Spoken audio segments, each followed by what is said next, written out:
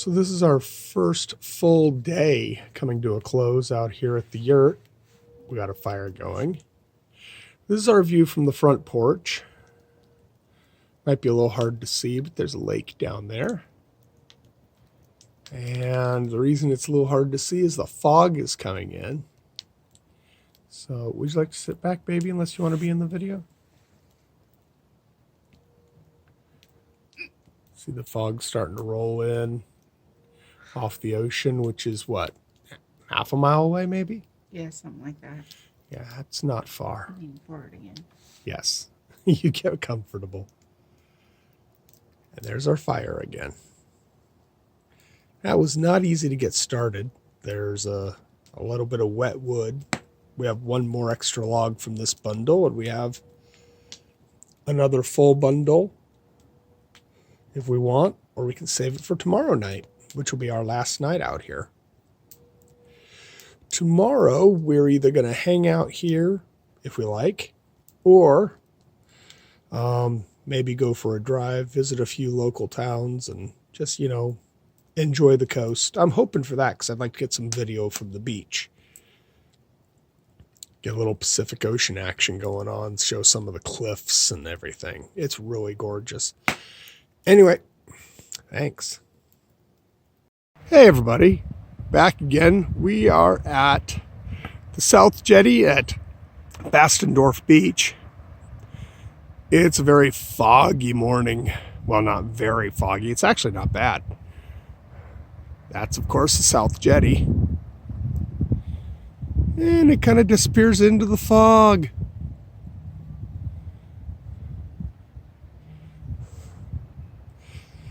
I don't know, visibility's okay. Certainly drivable, but can't really see much of the beach either, so. Anyway, that's that. We're going to be getting a bunch of different footage around the several beaches we go to. In fact, we're going to the park where Ten and I got married years and years ago. We'll get there eventually. I don't know if you can hear that horn. That's to help the fishing boats come into the jetty or into the bay, because there's a north jetty and a south jetty, and if you don't come over the bar properly, you don't make it back home. It's not as bad as Bandon, but yeah, Coos Bay can be kind of a pain too. So anyway, continuing again shortly. This is the jetty itself, and I'd briefly shown this area before, this little cove. Well, it's kind of hard to see. Let me zoom in a bit. Through the fog, there's a dark patch over there, which really can't really see it very well. It keeps getting out of focus because of the fog. There, maybe you can see it a little better. That's a cave. It's kind of lowish tide right now. A lot of people like to go over there when the tide's about this size or a little lower, and they go in there to explore. Then the tide comes in. This is why we have the Coast Guard, because of dumbasses. And they're, hey, let's go explore that cave, and then almost drown. Gotta love this place. We're at Sunset Beach now, which is probably one of the more popular spots in this area. Surfers love it. People on little kayaks and whatnot love to come out here into this secluded little cove, because there's an actual bar they have to cross to get out into the ocean itself. So unless the tide gets super high, the water here tends to be like this, really placid. Easy fishing, easy for just, kayaking about. And it's really, really beautiful. There's over a ways, there is some little oh, I don't remember what it's called, but you can see like sea urchins and whatnot that are in the, especially when it's low tide, there's these little spots near the rocks over to the right there that are just, you can see all kinds of life in them. It's really spiffy. I'm not going to go over there because I'm wearing tennis shoes, and you pretty much have to be wearing, you know, boots, or your feet are going to get super wet, which would be bad. I don't want my feet getting super wet. Anyway, yeah, still foggy as heck. Oh, who's being noisy?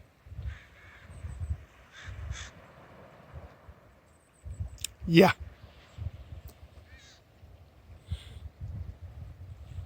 Oh yeah, by the way, this isn't a super high cliff or anything, but it's indicative of the sandstone cliffs my friends and I used to come climb about 30 years ago.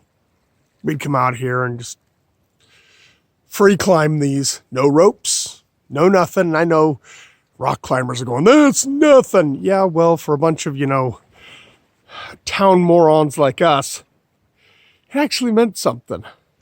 Especially since, you know, it was it's effectively just sand. It's not really sandstone. It's mostly sand. So yeah, kind of mudstone. It's not great. And there were some bigger ones we'd climb too. I'll show you when we get down to like Cape Arago. The cliff that I decided, nope, I'm not doing this anymore is out there. So yeah, good times. There's a one over there across the cove that was a favorite as well. Good times, especially when you're trying not to get caught by the high tide. So obviously we're at Shore Acres. Simon and Abby have to stay in the vehicle by law. That's interesting. We're over here to go here.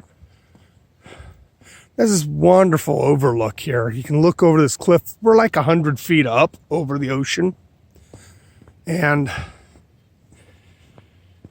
fog's still out there, so we may not be able to get a good view, but still really nifty. And what's beautiful about this place is sometimes when the storms come in, you come out here and you stay, you go to the observation building here. And you can stand, you're protected from the weather, protected from the rain, which is awesome in itself. But the storms are hitting so hard that it's crashing up over that protective barrier and crashing against these plexiglass windows. Or oh, they replaced them with actual glass. That's cool.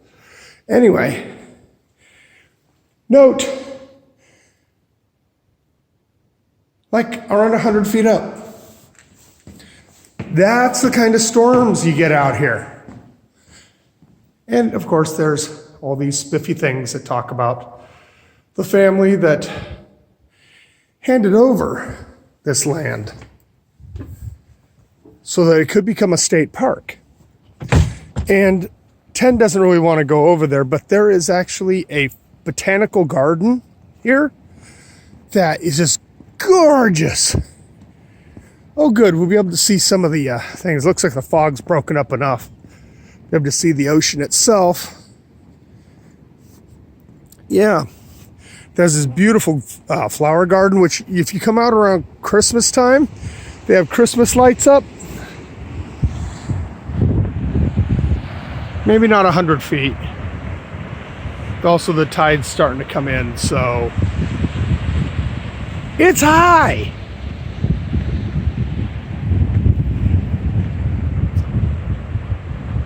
Imagine a storm so rough that it's coming over those rocks down there, slamming into the actual base of this cliff, which you can see over there, and then splashing up enough that it gets past this here and hits that building back there. We used to be so poor that our entertainment was to come out here and watch the storms. We had nothing better to do. So, yeah. Also, these are the type of cliffs that my friends and I used to go rock climbing on. Getting out on that rock there, for example, and climbing to the top of it. Going out at low tide and making sure you were back in before the tide came in. Fun. Also, let me point out, highly illegal. I'm going to point something out. All the way down here, look real close for those plants. I know it's a little out of focus, but it's a camera phone, so they're like little aliens. When the waves peel back, they slap back up. There they go. Yeah, cool. So now these are a little more indicative of the cliffs we used to try and climb. I don't climb or attempt to climb because we weren't the best at it, but that was a little more our speed as opposed to that. But we could get up a lot of these. Taken a while. But these are a little more actual stone as opposed to just sand. Anyway, what's cool about this area is we're going to be heading out to Cape Arago next, which is where Ten and I got married. And that's kind of like the end of the road out on this set of beaches and whatnot. There's paths, or there used to be paths 30 years ago, 25, 30 years ago, where you'd be able to walk from Cape Arago to Shore Acres all the way down to Sunset Beach and then continue on to the road that leads to Bastendorf and the South Jetty. You'd be able to ride bikes or hike that entire way, which isn't a huge amount of distance, but with all the up and downs you got to do, you know, going back and forth down these cliffs. Some of them you have to walk on the beaches and these little coves and whatnot. It was quite an interesting experience to do. Now, since so much of this has eroded away, I don't even think you can do it anymore. Not the whole thing. So, we're at Simpson Reef. It's a little noisy.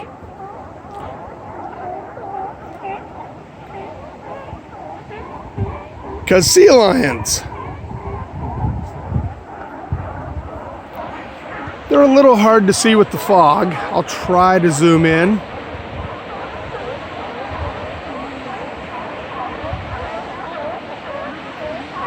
You really can't see with the fog.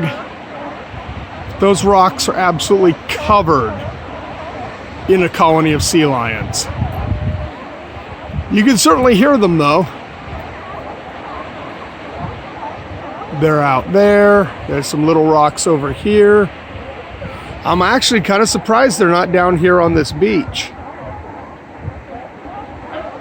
They tend to like being on the reef itself. I'll zoom back a little bit where you can actually see that there is indeed a reef.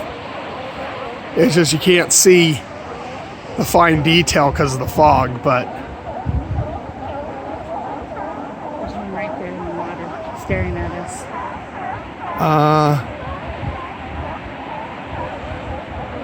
Yeah, there is. Down here in the water. Can you see him? The wave just passed over him. He's not wanting to surface right now, but he's pretty close. Oh, wave just went over him again. He's in that white foam. He's eyeing the birds that are further ahead. Ah, he's looking to get breakfast or early lunch, whichever. Still, Sea lions. There's a, no, he's a big dude too. Oh my. See if I can get in any closer. Nope, that's as far as I can get. You can definitely see him there. Just under the surface. But they're not the most dangerous thing out here. There's great whites out here occasionally, but especially like orcas and such.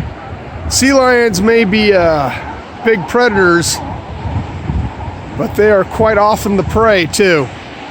And again, we really can't see the ocean much yet, but the fog is starting to recede. So maybe by the time we get down to Bandon, you'll be able to see some. This right here is where she and I got married. It cost us nothing because we just kind of showed up. First come, first serve. So we showed up on a Saturday early and took over. Her dad ended up paying for the material for her gown, and that was it. Now, I did promise to say the cliff that caused me to stop ever doing the free rock climbing anymore.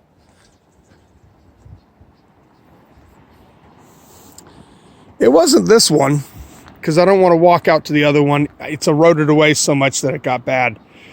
Imagine being, you can see the beach down there, right? It's over there on the other side of that outshit of trees, but it's straight down to the beach over there, just around the trees. And it's all this loose material. The only reason we climbed that is because night had fallen, tide was coming in, and we couldn't find the path back up. So my buddy and I were like, we got to go up unless we want to try and stay here all night. So up we climbed and barely made it. So I bought him, because he helped me up, I bought him a 6-pack of Corona and swore I'm never, ever doing that again.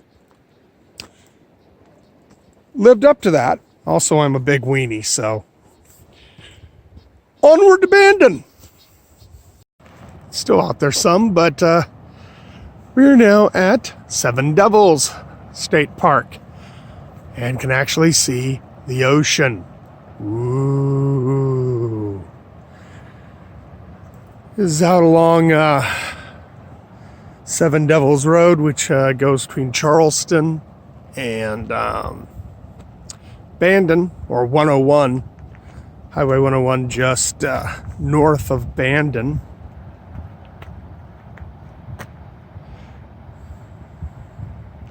You got Whiskey Run out here as well. I would zoom in because there's a boat out there, but I tried zooming in earlier and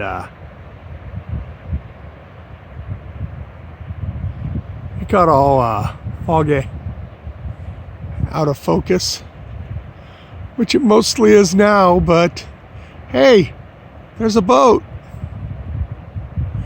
Whoa.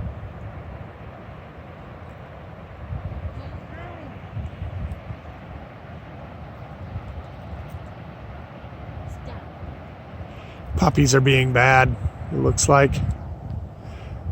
What's nice is the beaches around here towards Bandon, you don't have to like climb cliffs or follow a bunch of trails down to. We're almost at beach level here. Kind of like Sunset Bay is that little one we were at earlier. Sure, there's little trails to get down to this, but I'd rather take a trail that's, 8 to 10 feet down to the beach, as opposed to much higher. Anyway, when we were out at Cape Arago, you can't see it here because the fog's still up there, but We're getting fairly close to Bandon, which is down that way. On a clear day, you can see from Cape Arago all the way down to Bandon. It's kind of neat. We're in Bandon at Coquille Point, Oregon Islands National Wildlife Refuge, which is kind of neat. We left the pups in the car, and since this is Ten's area, she grew up here in Bandon. Thought she would tell us a little bit about what we're looking at. Like, what's that? That we called Elephant Rock. Is that like Table Rock or something like that? I think it might be Table Rock. I don't know. But it looks like an elephant. We'll get a better view of that big mound out there. What? That one? Yeah. That is Face Rock. Huh. And there's a bunch of rocks around here. The little one that's standing upright with the curve on the back, that's Seal Rock. Oh, that's a... Oh yeah, that really does look like a seal. But growing up, we didn't have these nice steps going down, so I have no problem with it. Yeah. Rampant capitalism! All of those are very, very expensive vacation homes. And motels. And motels. Yeah. I think I mentioned it earlier about how crossing at Sunset Bay can be kind of dangerous, but not as dangerous as the bar at Bandon. Well, that's the jetty. That points out where the bar is. The Bandon bar eats boats. If you don't know what the hell you're doing, you lose your boat, possibly your life. It's almost as dangerous as the bar at Astoria. Hey look, Table Rock. Looks like a table. Yep. Anyway, so yeah, beautiful area. Really nifty. Another view here of Elephant Rock, by the way. There's this cool little hole there. Ten was telling me that on calm days you can row a rowboat through there. And it looks fairly calm today. It's not. Bad things would happen if you were to do that. More rampant capitalism. Okay, so this is our actual campsite. Yesterday didn't really get to show you much of it.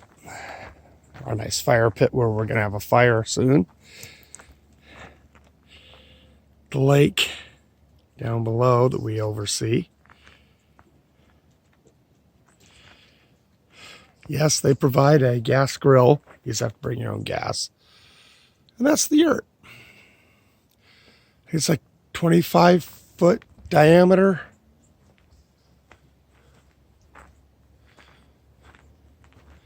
It's got a glass dome on, or a plastic dome on top, I should say. So you get sunlight in it. Really nice bench seat here for relaxing. We got some neighbors. Back up, kids. Yes, those are the pups.